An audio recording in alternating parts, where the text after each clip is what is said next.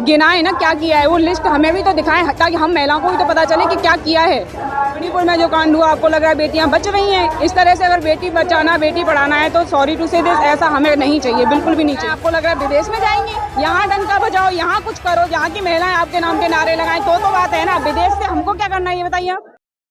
लगता है इस मंच से मांगे पूरी हो पाएंगी? बिल्कुल होंगी, क्यों नहीं होंगी। जब इतना बड़ा आंदोलन हो रहा है, क्यों नहीं होंगी, होनी चाहिए। अभी आंदोलन यहाँ से शुरू हुआ है, हर एक शहर, हर एक राजधानी तक जाएगा ये आंदोलन। तो महिलाओं के तो लिए वो कहते हैं कि हमने महिलाओं के लिए सबसे ज्यादा किया है, देश के प्रधानमंत्री भावुक हो जाते हैं। भावुक हो जाते हैं ना, कहते हैं, गिना है ना क्या किया है, वो लिस्ट हमें भी तो दिखाएं ताकि हम महिलाओं को भी तो पता चले कि क्या किया है। बिल्कुल कुछ नहीं किया महिलाओं के लिए, मेरे हिसाब से तो कुछ नहीं किया है। जब कांग्रेस की सरकार थी, सिलेंडर 400 रुपए का मिलता था, सिलेंडर देख लीजिए, चाहे वो महंगाई देख लीजिए, चाहे वो बेरोजगारी देख लीजिए। अभी 33% आरक्षण की लागू कर दिया। लागू करने से क्या होता, आया तो नहीं है ना। हम ये चीज देंगे, कब देंगे उसका कुछ नहीं पता है, देंगे कब देंगे। लेकिन वो तो कह रहे हैं कि हमने जो है बेटी पढ़ाओ बेटी बचाओ का नारा दिया है। ये रीवा में जो कांड हुआ है, आपको लग रहा है बेटियां बच रही हैं। मणिपुर में जो कांड हुआ, आपको लग रहा है बेटियां बच रही हैं। इस तरह से अगर बेटी बचाना, बेटी पढ़ाना है तो सॉरी टू से दिस, ऐसा हमें नहीं चाहिए, बिल्कुल भी नहीं चाहिए। अगर ना वो तो खुले में घूम रहे हैं और कर रहे हैं, और केस पे केस आ रहे हैं, दिन ब दिन केस बढ़ते जा रहे हैं। ऐसा तो है नहीं कि केस दिन ब दिन कम हो रहे हैं, दिन ब दिन बढ़ते ही जा रहे हैं। कांग्रेसी जो है वो जो है मोदी सरकार के खिलाफ है। ऐसा सिर्फ मोदी जी को लगता है।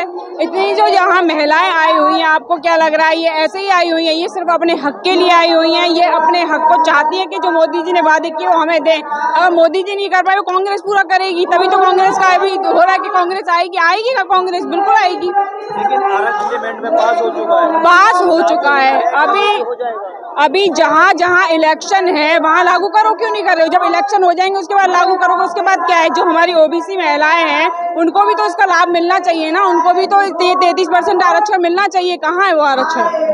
विदेश में जो है डंका बज रहा मोदी सरकार का। यहाँ की महिलाएं, आपको लग रहा है विदेश में जाएंगी, यहाँ डंका बजाओ, यहाँ कुछ करो, यहाँ की महिलाएं आपके नाम के नारे लगाएं तो बात है ना। विदेश से हमको क्या करना है ये बताइए। ये ऐसा बजट है, इसके हिसाब से तो ये है कि इस देश में जो भी तुम कमा रहे हो वो सारा हमको दे दो, और सिर्फ इस देश में अमीरों का देश है, गरीबों की यहाँ कोई वैल्यू नहीं है, कोई जगह नहीं है।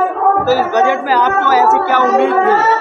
इस बजट में क्यों उम्मीद नहीं थी? पहले तो ये था कि भाई चलो 10 लाख तक आप कर सकते हो, अब तो 3 से 5 लाख नॉर्मल आदमी की इनकम होती है, इतने खर्चे होते हैं। उसके बाद ये टैक्स वो टैक्स, आप कहीं रेस्टोरेंट जाते हो, कहीं छोटे मोटे कहीं भी जाते हो, वहाँ GST दो। तो आपको क्या लग रहा है आम आदमी क्या सेविंग करेगा? अगर हम पढ़ाई लिखाई की बात करे जाए, वहाँ भी हर साल 10% बढ़ा दिया जाता है। तो ये क्या है, ये बजट पास होता है आपका?